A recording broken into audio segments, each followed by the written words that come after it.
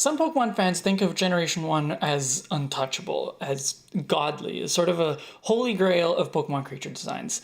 And to be fair, 2 decades can put up nostalgia shields for even the most boring creatures. And nobody likes to hear people badmouth and trash talk the things that they liked as kids. But today we're going to do just that and look at some of the worst Pokemon creature designs of Generation 1.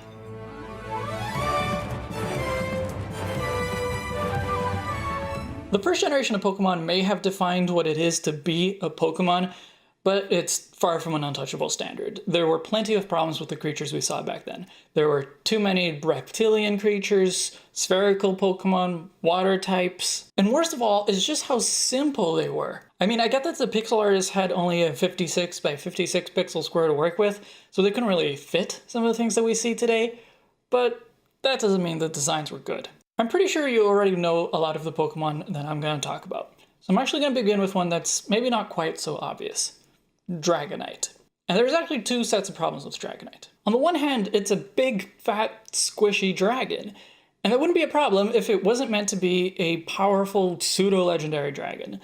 The idea of power just doesn't go too well with cute and cuddly. I'm not even going to point out that it looks like a flying orange Barney. On the other hand, Dragonite just doesn't fit too well with its pre-evolutions. Dragonite is not only a different color, it's also the only one to have antennae, a segmented belly, or limbs at all, and it goes right up to 6 limbs all at once. It's also the only one that doesn't have the wing-shaped ears. It does still have all of the smoothness from the other 2, but anatomically it just doesn't transition too well. And because of that, the way I see it, Dragonite is a bit of a disappointment. Dragonair offers a lot of potential for a last stage that looks both powerful and elegant with the crystal orbs and the wing-shaped ears, and Dragonite just throws all that out the window. Sometimes I think Ken Sugimori's team just got lazy. I mean, few Pokemon from Generation 1 have complex designs, but sometimes they went a little too simple. Diglett, for example, is one of those, and then there's Grimer and Muck, which are literally just piles of sludge with a face and arms. Worst of all, the 2 are exactly the same, except for their size and their expression, basically. I mean, I have nothing against the toxic waste Pokemon, but couldn't you come up with a more interesting design? I mean, even if Grimer stayed the same, couldn't its evolution at least be a little more interesting? Maybe a swamp monster kind of thing? Another family in the same vein is Voltorb and Electrode. They are just Pokeballs with faces, not even arms like Grimer and Muck. And I get that they were going for the sort of bait and switch, so you walk up to an item and it turns out to be a Pokemon that attacks you, but that's what Fungus and Amoonguss were as well in Generation 5, and those are much better designs for that concept. I can also give Game Freak some points for designing a Pokemon based on an item, so it gives us some room to speculate why they look like Pokeballs in a lore sense. So for example, Voltorb has been speculated to be the result of some Pokeball-related experiment. And that's fair. There's plenty of other Pokemon with a similar kind of origin story. But again, what about the evolution? Electrode is just an upside-down Voltorb, and that is not enough. I'm sure there could have been a more interesting development, right? Maybe something a little robotic, arms, legs, I don't know, but definitely more than just flipping it upside down and calling it a day. And then there's the evolutions that just don't really add anything. Here we have Magnemite, a fine design for a sentient magnet. And when it evolves, it just multiplies? No change to even one of them?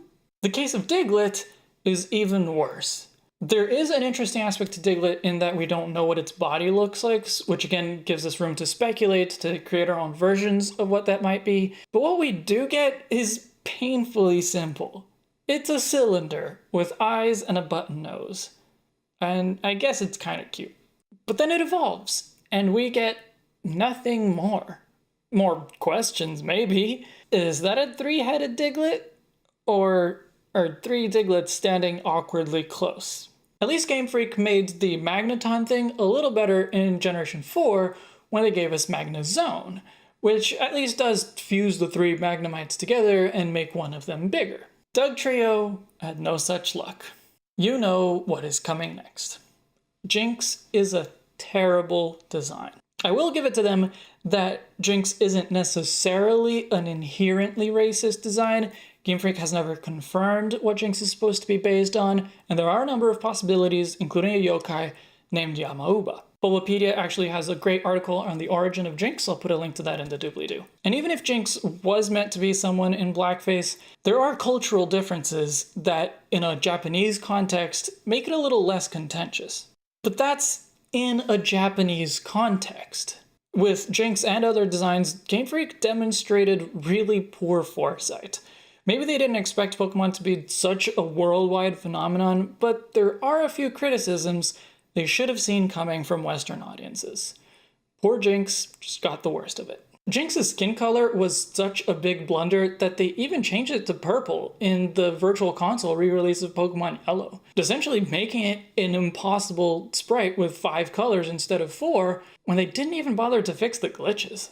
And Jinx's skin tone may be the biggest issue with it, but it's not the only one.